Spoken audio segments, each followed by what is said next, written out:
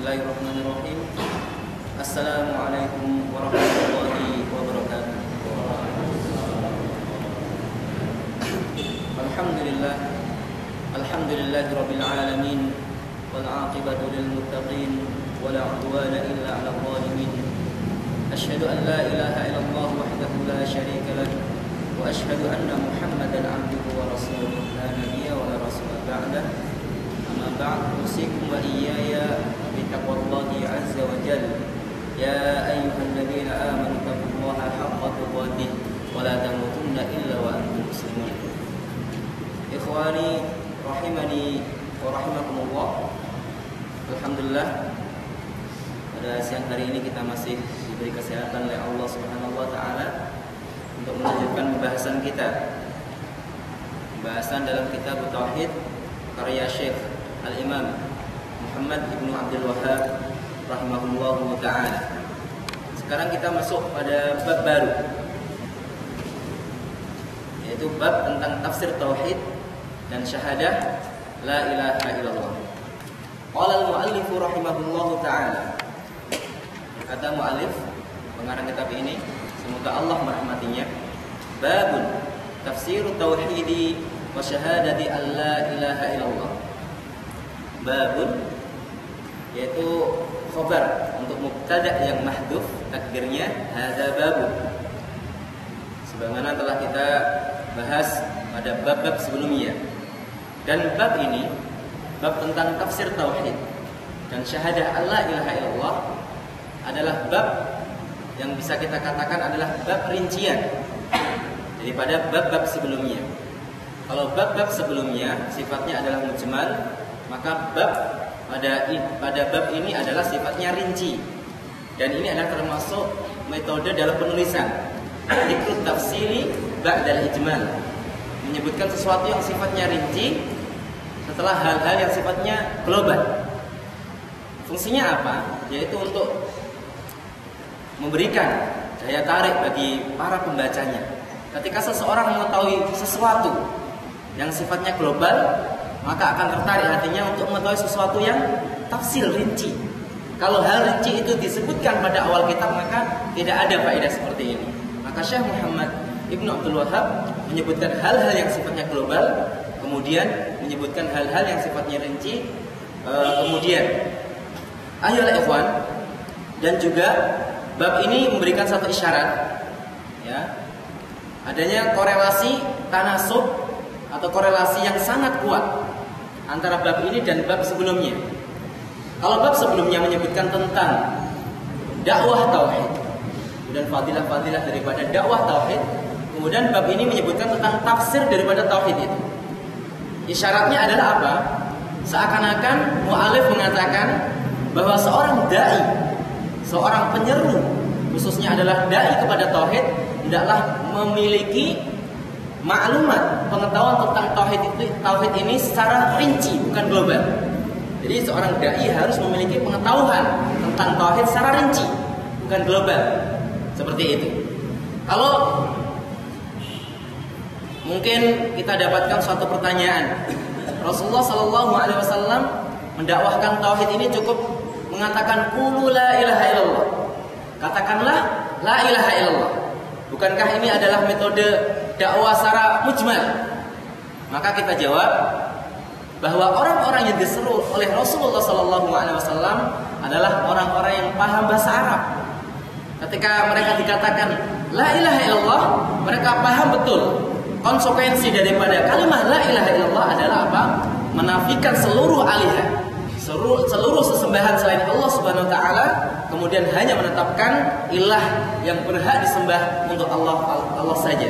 Mereka paham, ya, sehingga kita tidak bisa menyamakan antara orang Arab, kemudian orang-orang Ajam, orang non-Arab yang tidak paham bahasa Arab. Dalam masalah tegak hujah pun berbeda. Maka intinya masalah tegak hujah ataupun tidak itu berbeda antara satu tempat dan tempat yang lain, antara satu orang dengan orang lain. Mungkin kalau orang Arab disampaikan pada mereka la ilaha illallah, katakan la ilaha illallah, kemudian dibacakan dalil, paham, sudah kita katakan bahwa hujah sudah tegak atas mereka. Tapi Mungkin orang-orang ajam yang tidak paham bahasa Arab dibacakan Al-Quran, dibacakan hujjah, ya, dengan memakai bahasa Arab dia nggak paham, maka tidak bisa katakan bahwa hujjah sudah tegak pada dirinya. Ini harus dipahami. Masalah tegak hujjah tidak bisa kita pukul rata bahwa barang siapa yang mendengar hujjah maka telah tegak hujjah baginya, tidak ada udzur baginya. Tidak bisa katakan ini mutlak dengan dalil Al-Quran ataupun Sunnah. Misalnya wa in ahadum minal musyrikin istajaraka fa ajruhu hatta yasma'a kalam Allah. Jika orang-orang musyrik meminta perlindungan pada kamu, maka berilah perlindungan sampai dia mendengar kalam Allah. Orang mengatakan bahwa orang musyrik dikatakan musyrik walaupun dia belum mendengar kalam Allah. Ya, ini digunakan dalil orang-orang yang mengatakan bahwa cukup mendengar saja itu sebagai hujjah. Maka kita lihat mendengar yang seperti apa. Ya, mendengar yang seperti apa. Maka kita harus teliti, ya, apakah mendengar cukup mendengar tanpa memahaminya. Maka hati-hati dengan kalam para ulama. Artinya apa? Kita harus memahami betul daripada kalam para ulama itu. Ya, tidak lantas kita makannya dengan mentah-mentah. Ya, barang siapa yang sudah sampai padanya Al-Quran, maka sudah tegak baginya hujjah. Sampai dalam bentuk apa? Maka harus kita pahami seperti ini. Ayo ikhwan, kita lanjutkan pembahasan kita, babun tafsir tauhid wa syahadati alla ilaha illallah. Tafsir maknanya adalah al-kasfu wal idhah, menyingkap, menerangkan. Jadi tafsir Al-Quran artinya adalah menerangkan Al-Quran. Tafsir tauhid menerangkan tentang tauhid. Dan tauhid di sini maksudnya adalah tauhid al-uluhiyah, tauhid al-ibadah. Di sana ada alif lam, namanya alif lam al-dhihniyah. Hal ini sudah saya sampaikan pada pertemuan sebelumnya. Ya. Al di sini adalah al-dhihniyah, sesuatu yang diketahui sebelumnya. Contohnya, misalnya antum pada hari ini mempunyai pelajaran yang diampu oleh Ustadz Karim misalnya. Ustadz Karim. Kemudian Ustadz Karim belum datang, ditunggu-tunggu. Sudah 10 menit nih terlambat. Kemudian datang Ustadz Karim tersebut datang, kemudian datang Ustadz Karim, kemudian salah satu talib mengatakan, Ja'al Ustadz tanpa menyebut Pak Karim atau Ustadz Karim. Maka al pada Ustadz di sini adalah menunjukkan pengetahuan yang sudah ada di otak kita. Artinya Ustadz itu tidak lain adalah Pak Karim atau Ustadz Karim. Paham di sini? Al di sini adalah al-dhihniyah yang artinya apa? Penunjukan terhadap makna tauhid yang disebutkan oleh mu'allif. Tauhid maknanya tauhid al-ibadah, bukan tauhid yang lain. Wa syahadati alla ilaha illallah, dan kesaksian bahwa tiada ilah yang berhak disembah kecuali Allah Subhanahu wa taala. Syekh Muhammad Al-Utsaimin mengatakan bentuk seperti ini ada at-tauhid kemudian disandingkan dengan kalimat syahadah alla ilaha illallah yang artinya tiada sesembahan yang berhak kecuali Allah adalah atful mutaradifaini namanya, yaitu penyandingan dua hal yang sama, sinonim kalau kita katakan. Al-mutaradif artinya adalah makhtalafa lafzuhu wa tahada makna. Lafadznya berbeda tapi maknanya satu. Di sana ada beberapa istilah dalam bahasa Arab al-mutaradif seperti yang saya sampaikan. Ada juga namanya al-mustarak. Ada yang ingat?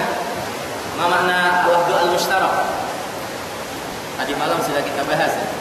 Al-mustarak mattahada lafzuhu wa ikhtalafa ma'nahu. Lafadznya sama tapi maknanya berbeda. Seperti al-qur'u, bisa maknanya haid, bisa maknanya at-tuhur. Bisa maknanya haid, bisa maknanya suci. Ataupun al-ain, ya, bisa maknanya mata kita atau mata air. Itu namanya al-lafzu al-mustarak. Kemudian yang ketiga al-mutabayin.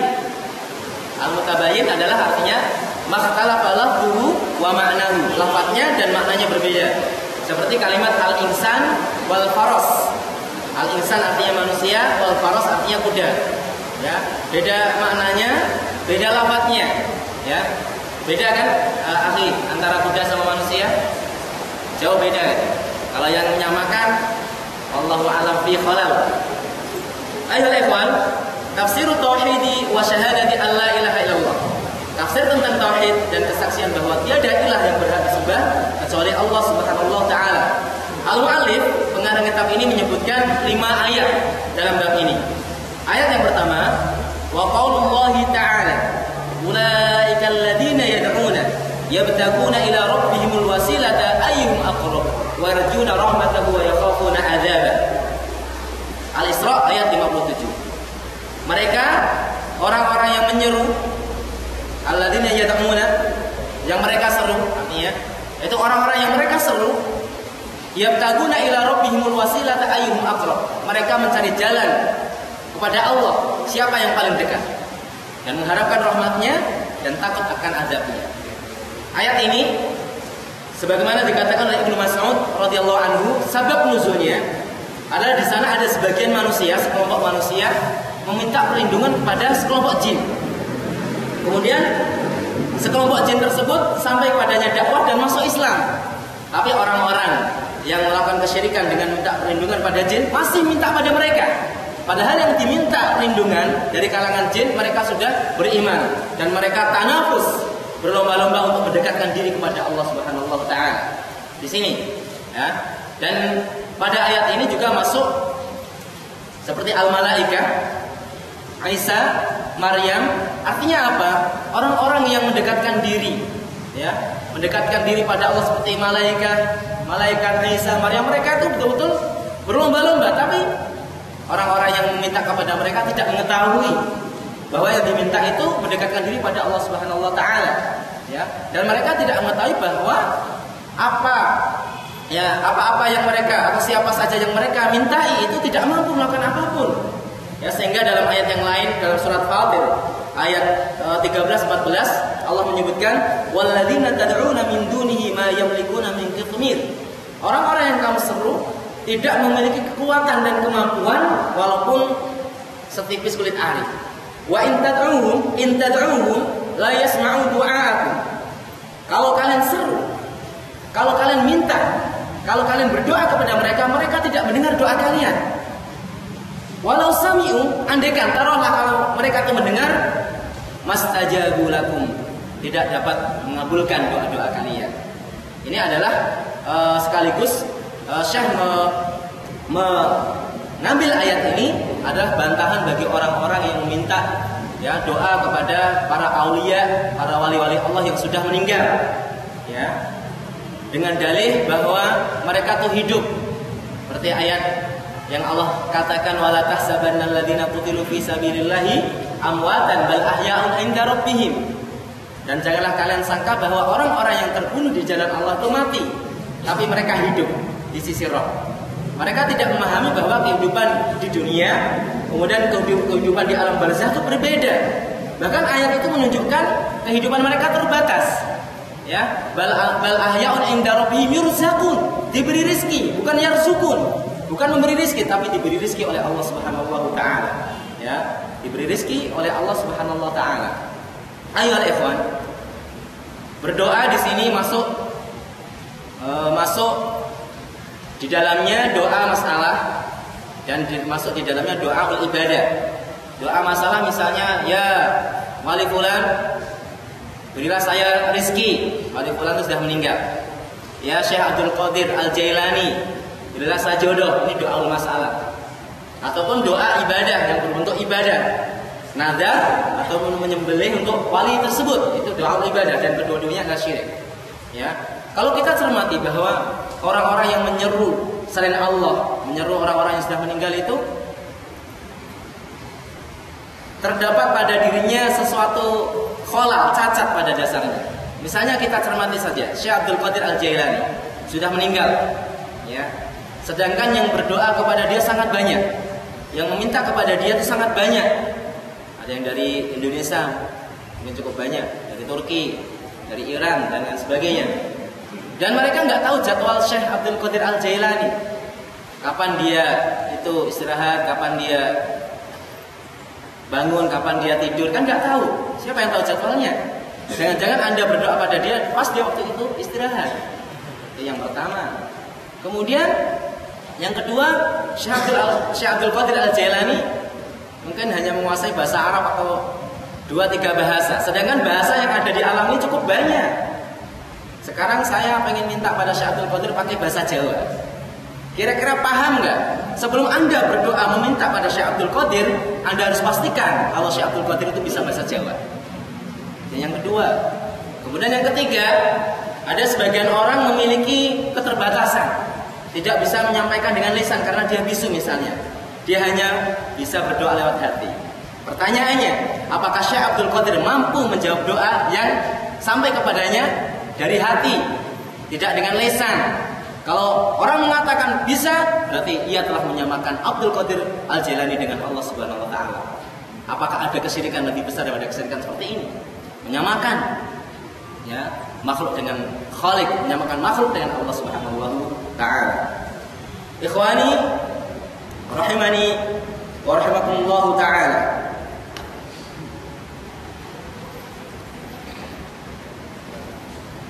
Kemudian ayat yang selanjutnya, ayat ini cukup jelas insyaallah. Ayat yang kedua, qala al-mu'allif rahimahullahu taala wa qawluhu wa idh qala Ibrahim li abihi wa qaumihi innani bara'un mimma ta'budun illa alladhi fatarani. Surat Az-Zukhruf ayat 26-27. Dan ketika Ibrahim berkata kepada bapaknya namanya Azar, sebagaimana disebutkan oleh Allah dalam surat Al-An'am, Azar.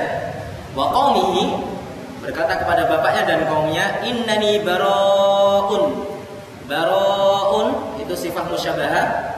Sifat musyabahah dalam ilmu sharafnya ala wazn fa'al. Artinya berlepas diri. Bara'un mimma ta'budun. Saya berlepas diri dari yang kalian sembah. Illal ladzi fatarani, kecuali yang menciptakanku. Ayat ini mengandung makna la ilaha illallah. Apa itu? La ilaha illallah terdapat di dalamnya makna an-nafyu wal isbat, peniadaan dan penetapan. Dan keduanya ini adalah merupakan rukun la ilaha illallah. Barang siapa yang mengucapkan la ilaha illallah tanpa diikuti dengan kedua rukun ini, maka tidak ada arti daripada kalimat la ilaha illallah. Penafian dan penetapan. Penafian segala bentuk ibadah pada selain Allah Subhanahu wa taala. Dan kita jangan salah memahami bahwa ibadah itu terbatas pada sholat, zakat. Ibadah itu cakupannya luas, termasuk doa adalah ibadah, isti'anah, minta pertolongan adalah ibadah. Walaupun nanti ada tafsir terperinci, kapan kita boleh meminta pada manusia, apa syarat-syaratnya. Karena tidak semua permintaan itu adalah syirik. Artinya tidak semua permintaan selain Allah itu syirik. Ketika dia minta pada seseorang yang ia mampui, artinya perbuatan yang dimampui dia, kemudian dia masih hidup, ya, dan dia hadir di hadapan kita, yaitu ayakuna hayyan hadiran qadiran, maka boleh tolong ambilkan sajadah. Ini kan minta, doa pada dasarnya kan gitu. Maknanya adalah tolak, meminta. Dan ketika terpenuhi 3 syarat ini, ya hidup orangnya kemudian di hadapan kita dan dia mampu, maka tidak syirik. Ya, tidak syirik, tidak menyekutukan Allah.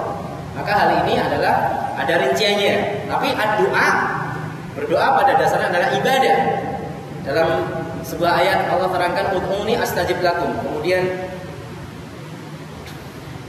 innal ladzina yastakbiruna an ibadatihi, barang siapa yang sombong tidak beribadah padaku, yang ayat sebelumnya menerangkan tentang doa. Ya, dengan arti lain bahwa doa adalah merupakan bentuk ibadah, dan barang siapa yang menyelewengkan kepada selain Allah, berarti dia telah berbuat kesyirikan. Ya. Innani bara'um mimma ta'budun. Sesungguhnya aku bara', berlepas diri dari yang kalian sembah kecuali Zat menciptakanku. Perhatikan di sini. Ada nafyu dan isbat. Ada nafyu dan isbat, dan tidak sah tauhid seseorang kecuali memenuhi 2 rukun ini. Wa may yakfur bit-taghuti wa yu'min billahi faqad istamsaka bil urwatil wuthqa. Kufur terhadap tauhid, kemudian iman kepada Allah Subhanahu wa taala. Ya, tidak mungkin seseorang menyatukan ibadah berhala, ibadah kepada berhala, ibadah pada Allah. Enggak mungkin. Ini tidak bertauhid. Karena namanya tauhid ada sesuatu yang ziddani la yastami'an. Kata para ulama seperti itu. Tauhid dan syirik adalah 2 hal yang berlawanan. Ya, 2 hal yang berlawanan, tidak mungkin bersatu. Tidak mungkin bersatu antara tauhid dan syirik. Dan kesyirikan kaumnya Nabi Ibrahim ada dua macam. Yang pertama, mereka murni menyembah bintang, menyembah kawakib, menyembah planet-planet, dan agama seperti ini masih ada sampai sekarang. Maka Nabi Ibrahim dalam ayat diceritakan ketika dia melihat bintang, ketika melihat bulan, ketika melihat matahari, karena dia melihat kaumnya mempercayai itu gitu. Maka dia tafakur, oh ya ini Tuhan nih. Kok Tuhan kok tenggelam? Oh bukan, kan seperti itu. Itu menunjukkan bahwa memang sebagian kaumnya itu mempercayai bahwa bulan, bintang, dan planet-planet yang ada itu adalah Tuhan, Rob, yang diyakini dapat memberikan kemanfaatan dan kemadaratan. Dan ada sebagian mereka itu masih menyembah Allah, tapi juga menyembah bintang-bintang tersebut. Namanya itu tasyrik, menyekutukan Allah, menyembah Allah, tapi juga menyekutukan Allah. Ini sama statusnya dengan yang pertama. Tapi yang betul-betul bertauhid adalah yang melaksanakan kalimat tauhid dengan dua rukunnya tadi, an-nafyu wal isbat, penafian dan penetapan. Yang hal itu termaktub dalam ayat yang kedua ini yang disebutkan oleh mu'alif pengarang kitab ini. Wa qala Ibrahim li abihi innani bara'un mimma ta'budun illa alladzi fatarani. Perhatikan, illa alladzi fatarani, kecuali yang menciptakan. Kenapa Nabi Ibrahim tidak menciptakan illallah? Ya. Innani bara'un mimma ta'buduna illallah. Sesungguhnya aku tuh berlepas diri dari kalian kecuali pada Allah. Saya berlepas diri pada kalian dan kalian sembah kecuali Allah. Kenapa tidak mengatakan seperti itu? Tapi Nabi Ibrahim mengatakan kecuali terhadap zat yang menciptakan. Yang pertama, faedahnya adalah bahwa Nabi Ibrahim alaihissalam menegakkan hujjah pada mereka bahwa di antara sebab pengesaan Allah Subhanahu wa taala adalah Allah yang menciptakan. Allah yang menciptakan, maka sudah pantas aku menyembah Allah saja. Itu yang pertama. Kemudian yang kedua, sekaligus membatalkan berhala-berhala yang mereka sembah. Karena apa? Berhala yang tidak menciptakan itu nggak berhak disembah. Itu yang harus dipahami. Allah yang menciptakan, maka berhak disembah. Berhala yang tidak menciptakan, maka tidak disembah. Di sini bisa kita ambil kesimpulan bahwa isbatul uluhiyah bi isbatir rububiyah, menetapkan hal-hal yang sifatnya uluhiyah dengan hal-hal yang sifatnya rububiyah. Ya, maka tauhid rububiyah mustalzimun li tauhid al-uluhiyah. Orang yang mengikrarkan bahwa Allah mempunyai sifat rububiyah, maka hendaklah hal itu mewajibkan dia bertauhid al-uluhiyah. Artinya apa? Rububiyah Allah yang berhubungan dengan perbuatan Allah, mematikan dan menghidupkan, memberikan rezeki, memberikan kesehatan, memberikan semua hal-hal yang berhubungan dengan maslahat kita. Kalau seorang sudah meyakini hal itu, maka seharusnya dia menyembah Allah. Sangat aneh sekali ketika orang-orang meyakini bahwa yang menurunkan hujan Allah, yang memberikan madarat dan manfaat adalah Allah, tapi ternyata meminta perlindungan pada selain Allah. Ini terdapat khalal, cacat pada otaknya. Ya, maka Allah Subhanahu wa taala ya menceritakan tentang orang-orang kafir dengan maksud mengingkari. Mereka menyekutukan Allah, tapi ketika mereka ditanyakan siapakah yang menurunkan air dari langit, mereka mengatakan Allah. Maka sungguh aneh, dalam satu sisi mereka bertauhid rububiyah, tapi mereka mengingkari tauhid al-uluhiyah. Ya. Maka kita sebagai dai untuk hal ini kita sentuh mereka dalam masalah tauhid rububiyah dulu. Allah yang menciptakan Anda, sudah pasti Anda harus beribadah pada Allah. Allah yang mengabulkan doa. Maka harusnya Anda berdoa hanya untuk Allah Subhanahu wa taala dan lain sebagainya. Ayo ikhwan, kita cukupkan majelis kita hari ini. Semoga memberikan kita kemanfaatan di dunia wal akhirah insyaallah. Amin amin ya rabbal alamin. Alhamdulillahirabbil alamin wassalatu wassalamu ala asrofil anbiya'i wal mursalin. Wassalamualaikum warahmatullahi